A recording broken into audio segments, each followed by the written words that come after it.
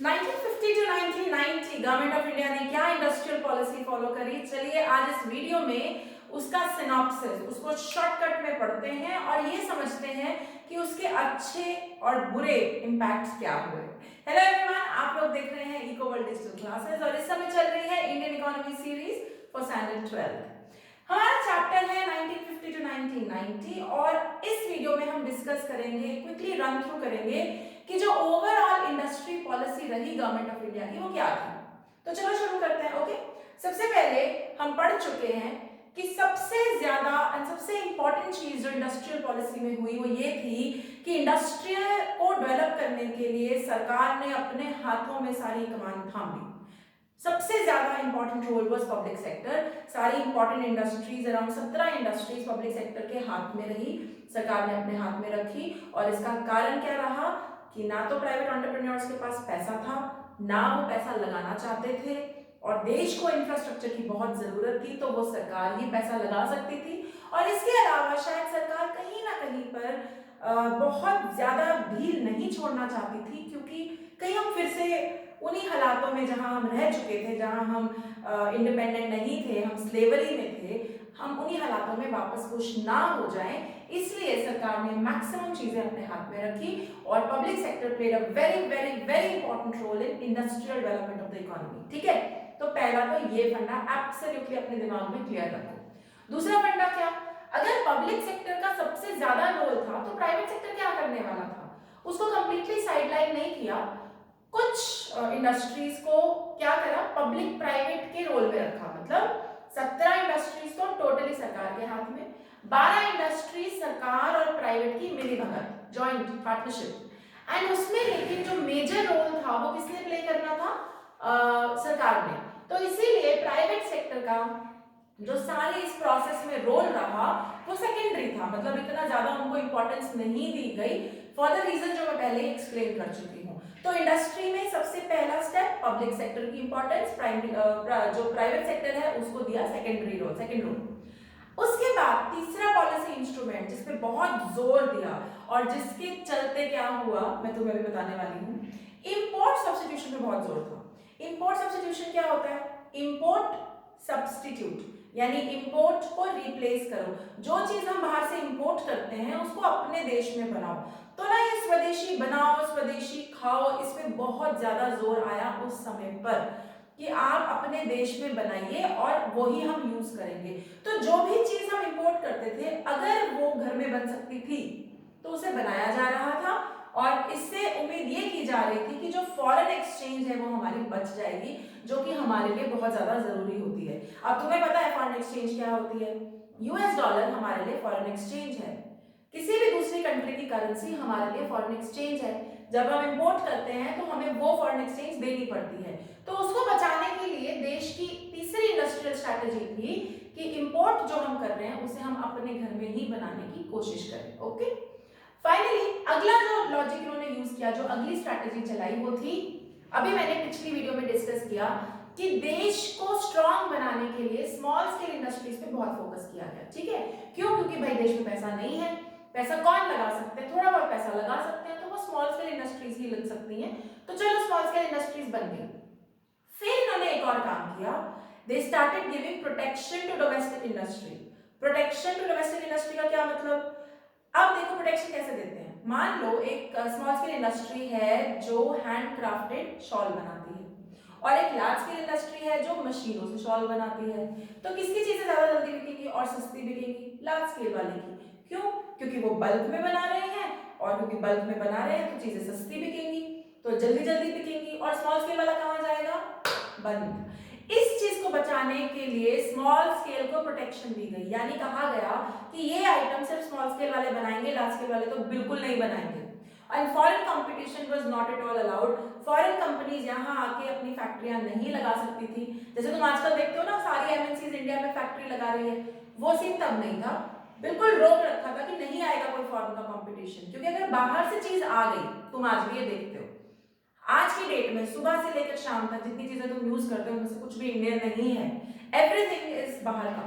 तो टेक्निकली हम अपने देश में पैसा नहीं लगा रहे हैं, हम बाहर की कंपनियों में पैसा लगा रहे हैं। इसीलिए शायद मोदी जी ने अभी हाल फिलहाल में कहा है buy local, be local, buy local, अपनी चीजें खरीदिए, अपने एंटरप्रेन्योर्स को पुश कीजिए। बट ये बात तब भी लागू होती थी, लेकिन उसको लागू करने के लिए सरकार ने उस टाइम पर क्या किया, डोमेस्टिक कंपनीज को प्रोटेक्शन दे दी। मतलब ये प्रोडक्ट सिर्फ स्मॉल स्केल बनाएगी, बड़ी नहीं बनाएंगी। और दूसरा कि फॉरेन कंपटीशन नहीं आएगा इस प्रोडक्ट में, ताकि ये जो कंपनी बना रही है ये बिक सके और उनको प्रॉफिट हो सके। तो बहुत ज्यादा प्रोटेक्शन दी गई थी डोमेस्टिक इंडस्ट्रीज को। ये हो गया चौथा पॉइंट, चौथा feature of industrial policy strategy. अब लार्ज स्केल को बनाया गया, सरकार ने लार्ज स्केल पे बहुत पैसा लगाया, उसको बनाया with a very clear view. बड़ा एक दिमाग में बड़ी क्लैरिटी थी कि हमने लार्ज स्केल क्यों बनाना है, बड़ा सिंपल, कि ताकि इंफ्रास्ट्रक्चरल बेस इकोनॉमी का बन सके। इंफ्रास्ट्रक्चर में मैं पहले भी बता चुकी हूँ, आयरन आता है, स्टील आता है, सीमेंट आता है, डिफेंस आता है, लोकोमोटिव्स आते हैं। ये सब चीजें कोई प्राइवेट एंटरप्रेन्योर करने नहीं वाला था, और इसके बिना देश का ग्रोथ होना बहुत इंपॉर्टेंट, मतलब इट्स ऑलमोस्ट इम्पॉसिबल, नहीं हो सकता था। तो इस चक्कर में लार्ज स्केल इंडस्ट्रीज बनाई इंफ्रास्ट्रक्चर को प्रमोट करने के लिए, और स्मॉल स्केल इंडस्ट्रीज बनाई, उन्हें बनने दिया, उन्हें डोमेस्टिक प्रोटेक्शन दी, एक ही आइडिया से कि एक तो एम्प्लॉयमेंट जनरेट हो और एक इंटर रीजनल इक्विटी, मतलब सारे रीजन्स डेवलप हो सके, हर किसी को मौका मिले इनकम कमाने का। इस पॉइंट ऑफ व्यू से ये इंडस्ट्रियल स्ट्रैटेजी रखी गई। 6 नंबर का क्वेश्चन आ सकता है, 6 नंबर, 6 पॉइंट, बहुत क्लियर। और आप जब भी आंसर लिखें, कई बच्चों के आंसर जब मैं देखती हूँ इंडियन इकोनॉमी में, तो मुझे ऐसा लगता है कि बच्चे उसको बहुत क्विकली लपेट के खत्म कर देते हैं। Please make your point very detail, point लिखिए, उसको समझाइए, और इस तरीके से समझाइए कि पढ़ने वाले टीचर को कुछ नहीं आता, तो तुम्हें डिटेल में समझाने की जरूरत है। आफ्टर ऑल तभी 6 नंबर के पॉइंट मिलेंगे, ठीक है। चलो अब डिस्कस करते हैं कि इस इंडस्ट्रियल स्ट्रैटेजी का देश को फायदा क्या हुआ और इसके नुकसान क्या रहे। तो पहले हम डिस्कस करेंगे गुड इम्पैक्ट। तो पहला ऑब्वियसली गुड इम्पैक्ट तो यही था कि जो देश को इकोनॉमिक पुश चाहिए था, एक धक्का चाहिए था, उस बिल्कुल 0.5% की हमारी ग्रोथ रेट होती थी, मतलब कुछ भी नहीं होती थी, उससे कुछ चाहिए था ऐसा पुश जिससे देश आगे बढ़ता, तो वो पुश तो जी मिल गया। इंडस्ट्री सेटअप हुई, काम बढ़ना शुरू हुआ, जीडीपी बढ़ना शुरू हुआ, तो वो काम तो हो गया। तो पहला तो यही पॉइंट है। दूसरा फायदा क्या हुआ, डाइवर्सिफिकेशन होगी, मजे हो गए जी हमारे।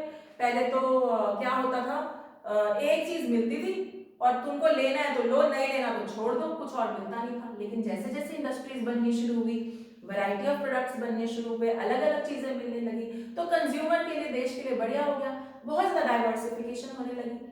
थर्ड, लार्ज स्केल इंडस्ट्रीज ने इंफ्रास्ट्रक्चर का जो बेस बनना था वो बनाना शुरू कर दिया, और बड़े बड़े स्टील प्लांट्स लगे।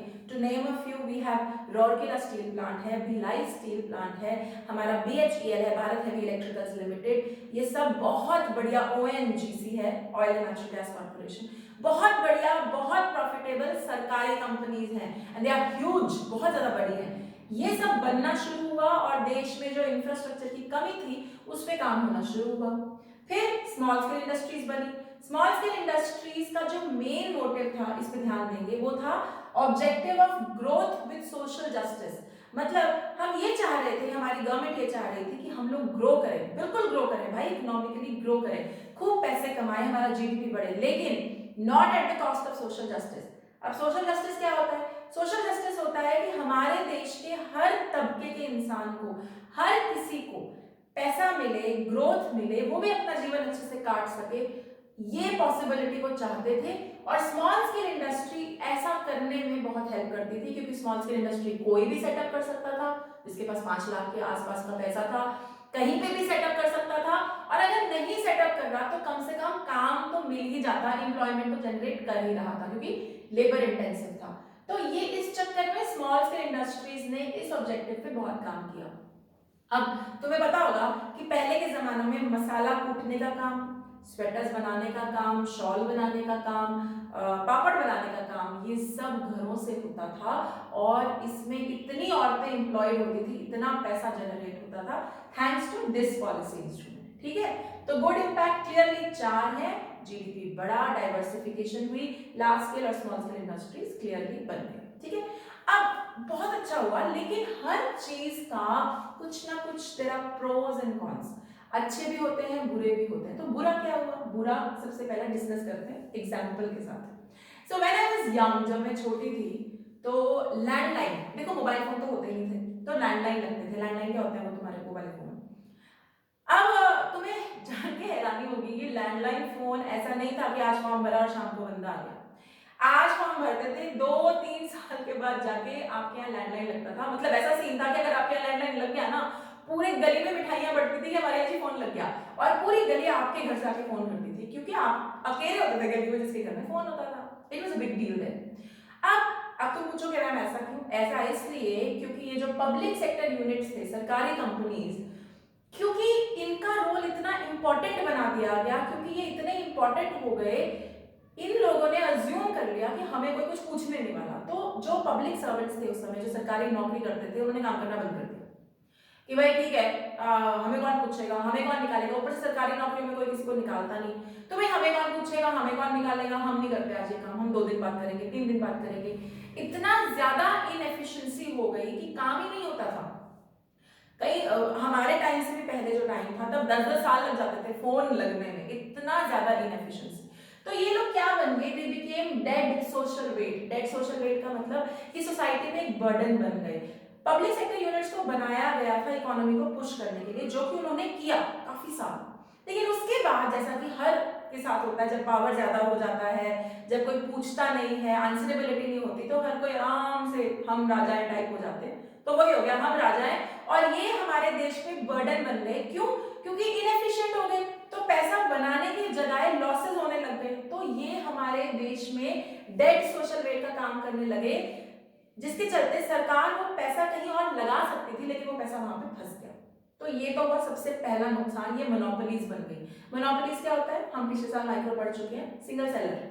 अगर एक सरकारी कंपनी मोनोपोली थी तो उसको पूछने वाला कोई नहीं था, और इसके चलते बहुत ज्यादा करप्शन, बहुत ज्यादा इनएफिशिएंसी हो गई। ठीक है, अगला पॉइंट, भाई कंपटीशन ही बंद कर दिया तुमने हर तरफ से। हर तरफ से कंपटीशन बंद है, डोमेस्टिक इंडस्ट्री को कोई कंपटीशन ही नहीं है, ना कोई फॉरेन की कंपनी कंपटीशन देगी, ना लार्ज स्केल कंपटीशन देगी। अब मैं तुम लोगों से पूछती हूँ, चेक इट, जब हमारी लाइफ में किसी भी तरीके का कंपटीशन नहीं होता, चाहे कोई आपको कंपटीशन दे रहा है, चाहे आप खुद कंपटीशन महसूस कर रहे हैं, तो कई बार ऐसा होता है कि हमारे अंदर की खुद को बेटर करने की जो इच्छा है वो भी खत्म हो जाती है। हम सोचते हैं बस यही है, हम बहुत बढ़िया, हमें और कुछ करने की जरूरत नहीं है। यही हाल हुआ डोमेस्टिक इंडस्ट्रीज का, कि देखो ये हमने बना दिया, तुमको चलता है तो ठीक है। कस्टमर्स को ऐसे होता था कि पहले बोलते थे कस्टमर बिवेयर, मतलब ग्राहक, अब तो बोलते हैं ग्राहक जागो, तब बोलते थे ग्राहक जी बच के रहना, चीजें देख के खरीदना, तुम्हारी जिम्मेवारी है, हमको मत बोलो। ग्राहक ने अगर आके बोला कस्टमर ने कि भाई ये ठीक नहीं लग रहा, तो हम क्या करें? हम नहीं कुछ करते, हम तो यही बेचेंगे। ये एटीट्यूड था, क्योंकि देयर वाज नो कंपटीशन, और क्योंकि कंपटीशन नहीं था ना, तो वो खुद को बेटर करने की जो इच्छा होती है वो भी खत्म हो गई थी। तो इस चक्कर में डोमेस्टिक इंडस्ट्री जो थी, जो स्मॉल स्केल बनी हुई थी, उनका भी बंटाधार हो गया। एंड फाइनली इंपोर्ट सब्स्टिट्यूशन को ऐसे प्रमोट किया गया था कि हम हर चीज जो हम इंपोर्ट करते हैं ना, उसको हम घर में बना लेंगे। इसमें 2 दिक्कतें थी, तुम हर चीज घर में नहीं बना सकते, क्योंकि हर चीज की कैपेबिलिटी, रिसोर्सेज आपके यहाँ नहीं है। तेल कैसे बनाए, ऑयल कैसे बनाए घर में?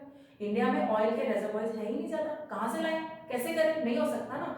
तो हर चीज देश में नहीं बन सकती। दूसरा, ये क्या सोच रहे थे कि इंपोर्ट बचाने से ना हम अपनी फॉरेन एक्सचेंज बचा लेंगे, but that was not a great idea. मैं तुमसे एक सवाल पूछती हूँ, अपने आप को अमीर बनाने के लिए सेविंग करना इंपॉर्टेंट है, लेकिन क्या सिर्फ सेविंग से ही काम चल जाता है? और पैसे नहीं कमाओगे तो और अमीर कैसे बनोगे?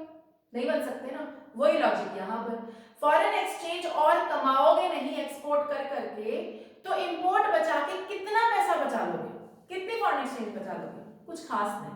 तो as a result of that, ये जो इंपोर्ट सब्स्टिट्यूशन की कंप्लीट डिपेंडेंस जो इन्होंने रख दी थी कि हम इंपोर्ट सब्स्टिट्यूशन करेंगे हर चीज की, वो जरा थोड़ी फॉल्टर कर गई, और इसके चलते हमारे फॉरेन एक्सचेंज के रिजर्व्स भी कम हो गए, जिसने हमें आगे चल के बहुत दिक्कत दी। हम इसके बारे में डिस्कस करेंगे, 1991 की पॉलिसी जब हम डिस्कस करेंगे तब हम ये जरूर डिस्कस करेंगे, इसने हमें आगे चल के काफी दिक्कत दी। ओके, तो नटशेल में अगर कहें तो इंडस्ट्रियल स्ट्रैटेजी बहुत बढ़िया थी, उसने जो इनिशियल रिक्वायर्ड पुश था इकोनॉमी का वो बिल्कुल दे दिया, इकोनॉमी को ड्राइव कर लिया। लेकिन तुम ऐसा समझो कि 1950 टू 1970s मिड 70s में जाकर इस इंडस्ट्रियल स्ट्रैटेजी को थोड़ा और बदले जाने की जरूरत थी, जो कि नहीं बदला गया, and that led us to a disaster, जिसकी वजह से 1991 में एक खतरनाक न्यू इकोनॉमिक पॉलिसी लाई गई। वो हम चैप्टर 6 में डिस्कस करेंगे डिटेल में, ठीक है। ओवरऑल सब बहुत कुछ अच्छा हुआ, लेकिन इसके कई नुकसान भी हुए, एंड 1991 की पॉलिसी जो आई वो इन सब कारणों से आई। Okay, I hope you are clear with industrial strategy. Question 6 number का आ सकता है, गुड बैड इंपैक्ट दोनों पूछे जा सकते हैं। अगर ये 6 नंबर का क्वेश्चन आता है, पॉइंट्स वो वाले सारे लिखिए, बट इनमें दो पॉइंट्स लिख के इसे क्लोज कीजिए। Okay, I hope you are clear with the concept of industrial strategy. If you're seeing me on YouTube, do not forget to press the like and hit the subscribe button. Till then, bye bye.